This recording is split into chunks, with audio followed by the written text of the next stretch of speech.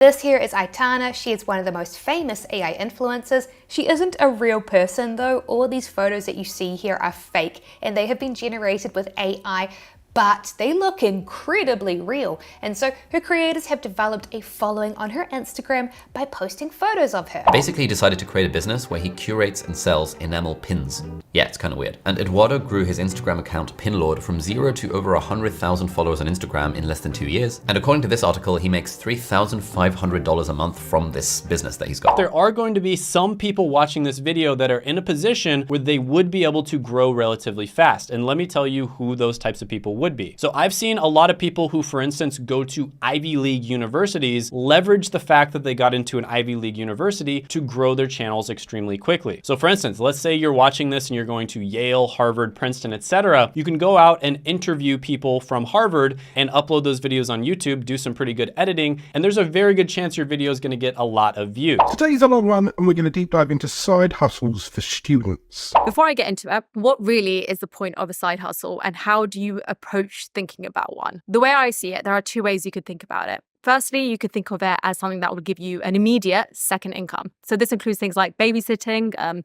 part-time retail jobs, dog walking, essentially anything that would feel like you're picking up a second job that is tying you into more work. This can be great for an immediate boost in your income. You have additional money coming in each month and you're not relying on just one income stream anymore. But A, it still has a cap on how much you can make from it, and you have to keep working to have that extra income coming in. And B, it may not be something that fulfills you and that you get excited about. The second way to think about it is as something that is on the side that is your own, that sparks joy in you, that matches your unique skills and interests with something that other people are willing to pay you for. It's flexible in terms of how much or how little you want to earn from it. You have complete autonomy, and it can, if you wanted to, scale it into something that completely replaces your full-time income. For me, the second approach is the way I like to think of side hustles, and that's essentially how I treated this YouTube channel when I first started out. It didn't feel like work. I could work on it whenever I wanted to. If I didn't want to work on it, I didn't need to. And it was the thing that overlapped what I enjoy with the thing that I can get paid for. So with that aside, let's look into some of the side hustle ideas that you can look into, starting with number one,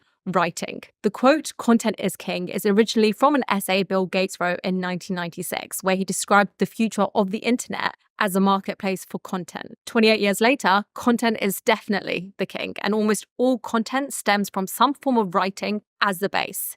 It could be writing scripts for videos. It could be creating content and writing for websites. It could be writing product descriptions for online stores. It could be something as simple as writing catchy posts for Instagram. 𝗏𝗏𝗶𝗏𝗏 started off as a fact checker for an author, and then she moved and wrote for a magazine, and slowly she made her way up. And before she created a copywriting agency, she used to charge up to $950 an hour for writing snappy phrases for Instagram. And on some days, she made up to $6,000 a day to write inspirational quotes for another business on Instagram. I'm not suggesting you'll earn $6,000 per day writing posts on Instagram from the start, and almost like everything, it takes a while to make a good living from this. 𝗏𝗏𝗶𝗏𝗏 had a decade of experience before she got to this level. But if you're just starting out, as more people run their own business online, there is and will be more demand for people who can write words for those businesses. And there are loads of free ways to show off your writing skills. You could post your own original quotes or tips on Instagram or Twitter or Facebook. Even if it's not in the kind of writing style that you want to offer, it still helps you stand out to your target audience.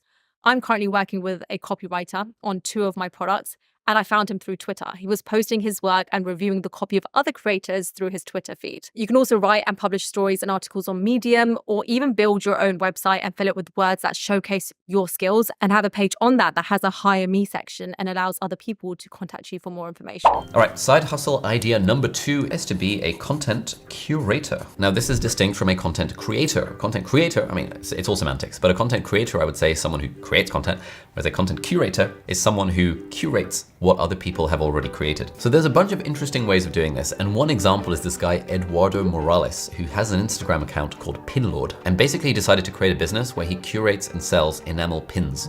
Yeah, it's kind of weird. And 𝗥𝗏𝗏𝗏𝗏𝗏 grew his Instagram account 𝗏𝗏𝗏𝗏𝗏𝗏 from 0 to over 100,000 followers on Instagram in less than 2 years. And according to this article, he makes $3,500 a month from this business that he's got. Now, first point to say here is that 2 years is pretty quick. If you're watching this and thinking, oh shit, it took him a whole 2 years to start making a full-time income, then you have got the whole money thing completely wrong. It's gonna take time. especially if you are trying to make stuff in the content business or in the product business, which are J-curve businesses, but I'll talk more about that in a second.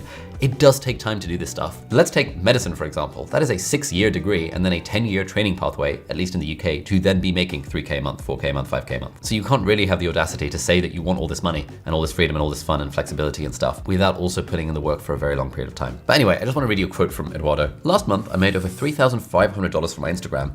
Before starting Pinlord, the repost account where I curate and sell enamel pins, I had no experience building a social media or online business. I'm also not an influencer. I'm not particularly social, and I definitely don't have a fun and exciting life to show off on Instagram. I learned how to monetize my Instagram account by making an effort to understand how the platform works and putting in the work required to execute the right activities at a high level for a long period of time. Trust me when I say it, if I can do it, anyone can. Now, I'm not telling you this example to say go and make an Instagram account and try and grow to 100,000 subscribers selling enamel pins. Like, that's not the vibe. The point of this video is to give you some inspiration and to show you a few different paths that you can use so that you can apply them to your own context. Another guy that I follow is called 𝗥𝗲𝗹𝗁, and essentially he has built his audience on Twitter and Instagram and I think LinkedIn by basically curating insights and summaries from books that he read. And it's really good. I follow him for book recommendations. It's great. He posts on Instagram. He posts some of the highlights from the books that he's read, but he's not really creating anything, which is not a bad thing, by the way, Alex, if you're watching this. He's curating. This is great. You don't need to necessarily be a content creator, you can be a content curator. But he's got a large enough audience now that he can basically monetize through whatever means he wants, and he's done it through content curation rather than content creation. Now, there is a problem. There is a problem with content businesses, and that is that content businesses are generally what we call J-curve businesses, which is that at the start, for an unspecified length of time, you're kind of in the negative because you've put in time and effort into doing this thing. So for example, YouTube is a content business. It took me 52 videos and 6 months to get my first 1,000 subscribers, and I wasn't even monetized until 12 months into my YouTube journey, where every single week I was making 1 or 2 videos, and those videos were getting a few dozen, a few hundred, sometimes even a few thousand views, but I was making 0 money. It was a pure sinking of time and effort and blood, sweat, and tears into this YouTube channel. It was also fun. I found a way to make it fun, which is my whole philosophy that my book is around, Feel Good Productivity. Wait, where is it? I want to show it off. My book, Feel Good Productivity, How to Do More of What Matters to You. It'll be linked down below, feelgoodproductivity.com if you want to check it out. But my point is, this is a J-curve business because it looks like a J. You're in the negative for a long time, and then you hit an inflection point, and the hope is that you will then go into the positive. This is the same thing with Jack Rains, for example, and also Alex and Books and any of these writer type people. You tend not to make money immediately. You tend to have to put in this period of like negative money because you're investing time and you're not seeing the return and you're hoping for a payoff over time. That's not to say that this is a bad way of starting a side hustle. It's just you have to recognize the fact that it is a J-curve. And in the game of content, there actually aren't really any guarantees because your work also has to be good and it has to hit the right audience, and you might not necessarily know that. But this is not a very quick way of making money. If you want a quicker way of making money, what you're looking for is a non-J-curve business, which is, for example, let's say this is time, let's say this is money, and you're starting over here, you're looking for something that lets you make money basically immediately. This is a non-J-curve business. And then it could look like this, or it could look like this. It could look like anything, but the point is you don't have that period at the start where you're investing time and money and maybe effort into the thing, and it's not getting you a return just yet. And non-J-curve businesses tend to be service-based businesses. Actually, let's add some more nuance here. Okay, so we've got service, we've got product, and we've got content. We've got those 3 different types of business. Within service, product, and content, you can have J-curve and you can have non-J-curve businesses. The crucial determining factor is the friction of sales process. And shout out to my friend and mentor, Daniel Priestley, who we also had on the Deep Dive podcast, link up there and down here or below, for like introducing me to this model of thinking about business. Let's say you go into the local supermarket and you want to buy some chocolate, and then you go to the checkout, you buy the thing, and it's done. Cool. That's a fairly low friction sales process. You just walk in, you pick the thing and you walk out. Or alternatively, let's say you want to buy something on Amazon. Again, very low friction sales process. You just go on the website, you buy something and it arrives at your door. When you have a low friction sales process, you tend to get a J-curve business. So for example, a supermarket is a very, very, very J-curve business in that you have to invest a lot of time, money, effort, loads and loads of money into building the premises, getting the stuff, getting the stock and everything. And then at some point you're hoping that the low friction sales process means that loads of people will buy from your supermarket and eventually you'll start to make money. But now imagine, what does a high friction sales process look like? A high friction sales process is when a business has to try and actually convince someone to part with their money. So for example, let's say I'm a web designer and I need to get clients. I have friction to my sales process because I need to go out and find the clients, and I need to hop on a call with them, and I need to see what they want, and I need to understand their requirements. And then once I've done that, I can give them a proposal, and then they can choose to pay me for my services. Loads of friction in that particular sales process because someone is not just handing over their cash for like an easy product, it's a conversation. And that brings us to this whole services stuff, because service businesses tend not to be J-curve businesses. Discord building. This is Chris Peters, and he's on track to make $15,000 a month from building and managing Discord servers, and he's only 19 years old. I remember first chatting with Chris a couple of years ago. He must have been about 17 at the time. I had just started my free Discord group and had absolutely no idea what I was doing. He messaged me and offered to help me for free, so I took him up on that offer, and he completely revamped my server. Over the years, I've been more and more impressed with Chris's work ethic and quick thinking, so it's fair to say I'm not letting him work for free anymore. If you don't know, Discord is basically this all-in-one communication hub with text, voice, and video chats. It started off just for gamers, but now it's pretty versatile, used by all sorts of communities and businesses. There's a huge opportunity here because as the usage of Discord increases, there are people like me a few years ago who have no idea how to operate it. It's complex enough to confuse a beginner, particularly those of an older generation, but simple enough for a youngster to learn in a short amount of time. I mean, Chris started his Discord business while he was still at school sitting his GCSE exams, and I was one of his first clients. Just remember to offer huge value up front before asking for any kind of payment. If you do good work and make yourself indispensable, you'll start earning big. Moving on to our next free side hustle, it's Pinterest affiliate marketing. Did you know that you can do affiliate marketing using a visual search platform like Pinterest? Affiliate marketing is when you recommend products or services, and if someone makes a purchase through your links, you get a commission from every sale. For example, on Pinterest, you can link every pin image with a collage of products, for example, to a specific post on LTK, and it's one of the affiliate networks that I use. So it removes one extra step compared to Instagram, for example, where users must first go to your profile and find your link in bio. So on Pinterest, users get your affiliate cookies to their browser just by clicking on the Pinterest pins. This is a Pinterest account with over 10 million monthly viewers, and you will see that although she does have a website attached to this Pinterest account, she still posts about half of her pins, linking them directly to her LTK posts, like these two that have "like it" in the URL. They are linked to her LTK posts directly. When you click on the image, you will see the post with many products attached. Users can click on particular products and shop them. In this case, we see here joggers from Nordstrom. The best part is that the content on Pinterest can be faceless, so you can just make images that display collages of products. You can get away with only images on Pinterest. In fact, images usually drive way more traffic than video pins. Fan view. This is the new way that AI-generated influencers are making money. And for those of you watching that don't know what an AI influencer is, don't worry, I'll quickly show you one. So this here is Aitana. She is one of the most famous AI influencers. She isn't a real person though. All these photos that you see here are fake, and they have been generated with AI, but they look incredibly real. And so her creators have developed a following on her Instagram by posting photos of her. And the creators were also interviewed by Forbes, and they revealed that they make nearly $11,000 a month from this account. And I'll show you how they do it. So if you click on the link in her Instagram bio, you'll be taken to her link tree. On here, you can open it up, her fan view account. It usually costs about $15 a month to subscribe. And well, when you do, you'll get access to private, shall we say, adult photos that are posted exclusively for subscribers.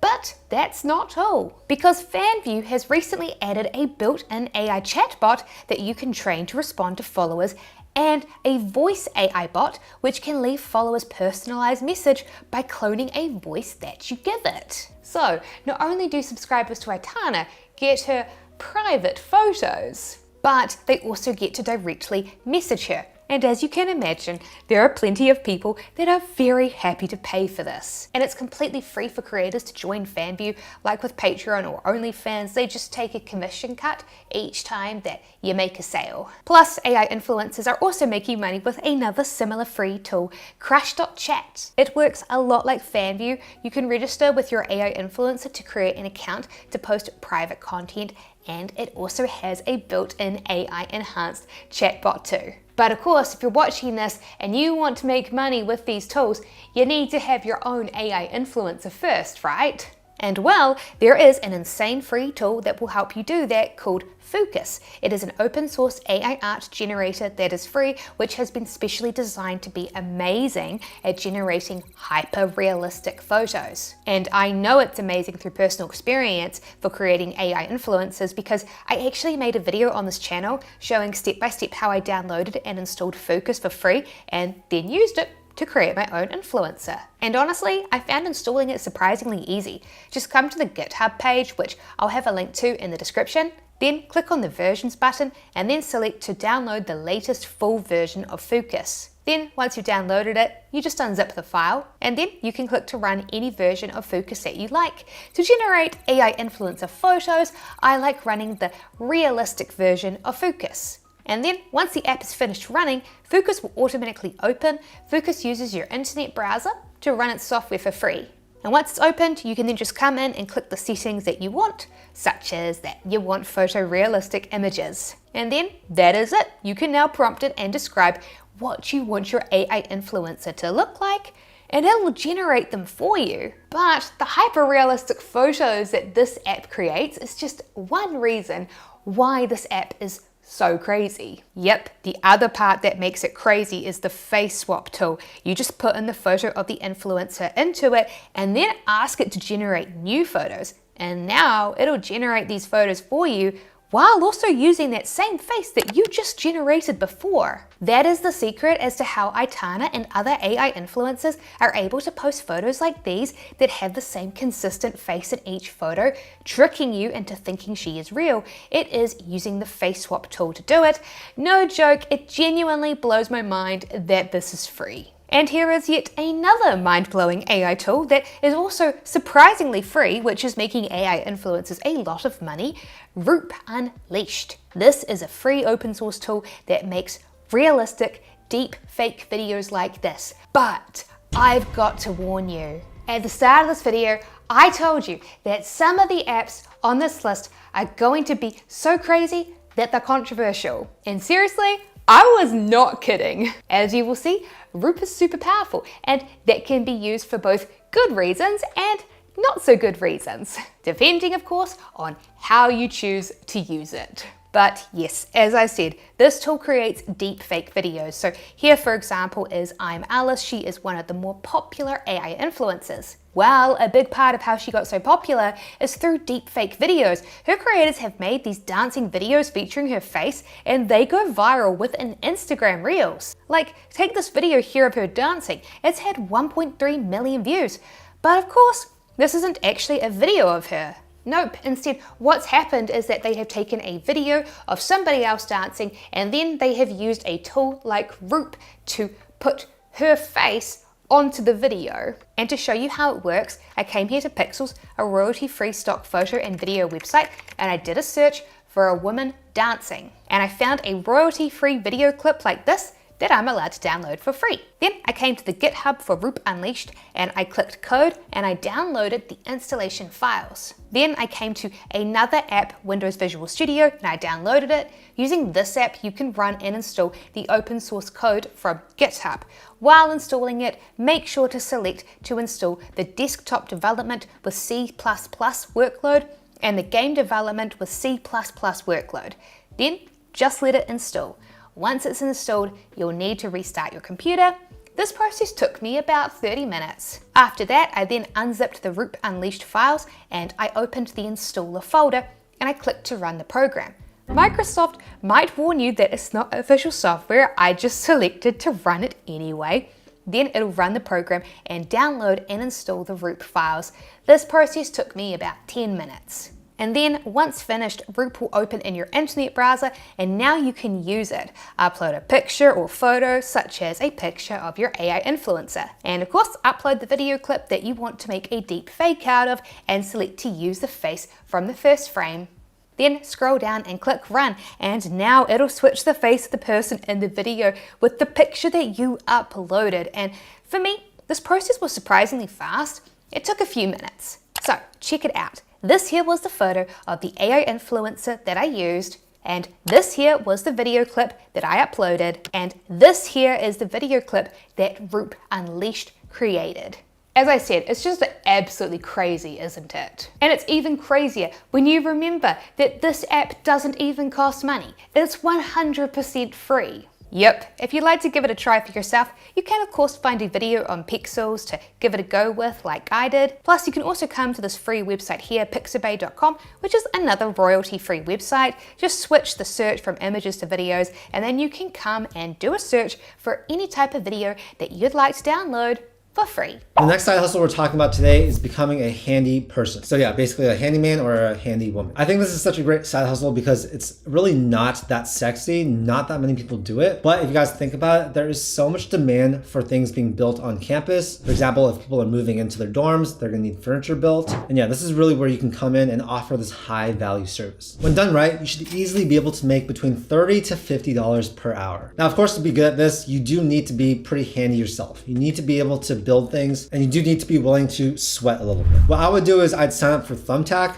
I'd post something on Craigslist as well as different Facebook groups. I'd then tell literally everyone I knew in college that I can actually help them build their furniture or things like that. And slowly word of mouth will spread. You can even offer all-in-one services like going to the nearest IKEA or furniture store, buying the product, and then building it for your client. You can get really creative with this. And if this is something that you actually are good at doing and enjoy doing, then really it's such a great flexible job that you guys can do while still studying. If you can, also create some flyers, put them up in the student dorms, and then share on social media that you can help people with building their furniture, moving, hanging things on the wall, stuff like that. Trust me guys, there's a lot of demand for this. There are a lot of students out there that don't want to do this themselves, or they're just too lazy to, or they actually physically cannot. And so yeah, that's where you can come in and turn this into an actual business. Super flexible. You guys can just coordinate a time that works for both of you. And that way it's not going to interfere with your classes and studying and other group activities. So 2 years ago, I was a doctor working 80 hours a week at the hospital. And at the time, I decided to start a side hustle. And since then, that side hustle has evolved and allowed me to leave my job and work on my own terms. Now I work whenever and wherever I want, and I want to help you do the same. Now, I'm not saying that side hustles have to become your main hustle, but I will show you that it is possible. And if anything else, it's always nice to have a little bit more income, right? But let's keep one thing straight. A side hustle is not a job. If you want a job, you can go work at McDonald's or Starbucks, or you can drive Uber or something. But what I'm talking about is starting something that has potential to compound over time the more you work on it, so that someday it could give you more freedom and flexibility in your life. Create digital products. A digital product is anything that comes in digital format, so it doesn't involve shipping and manufacturing. Some examples would be digital downloads, software, ebooks, music files, courses, videos, and templates. A simple way to get started is to just think about the apps or software that you use the most and then make a template for it. We use Notion every day, so we've made Notion templates for productivity systems, for second brain systems. For students, we've made study templates, finance trackers, resume builders, and we've made anywhere from $5,000 to $50,000 a month selling these various templates. But take, for example, someone like Thomas Frank, who's made over $100,000 a month selling Notion templates. And one of the main reasons why he's so successful is because he also has tons of educational content talking about Notion. Now, if you're a beginner, then you can easily make a few $1,000s a month if you take it seriously and put your templates for sale in multiple marketplaces like Etsy, like Gumroad, or Whop, or even the Notion gallery itself. But let's zoom out a bit, because Notion isn't the only software, right? You can make templates for anything, like for Canva graphic designs, you got LUTs for photos, presets for videos, web design templates. You can make note-taking templates for apps like GoodNotes on the iPad. And I'll just go ahead and leave a bunch more ideas ideas here that you can just kind of take a screenshot of. You're welcome. We're still on number 1, but you just got a whole bunch of ideas. So what I recommend you do is to just take a few minutes to think about all the apps and software and tools that you use on a regular basis. And if you figure out a nice workflow for these tools, then you want to package that workflow into a template and then put it for sale. And when you're starting out, I wouldn't worry about the market being saturated or too competitive. That's actually a good thing because it means that there's a proven concept and that there's demand for it. What I would focus on instead is making your digital products for a very specific target audience. Take our project manager template, for example. I'll leave a link here and below if you want to check it out. But basically, we built it for a very specific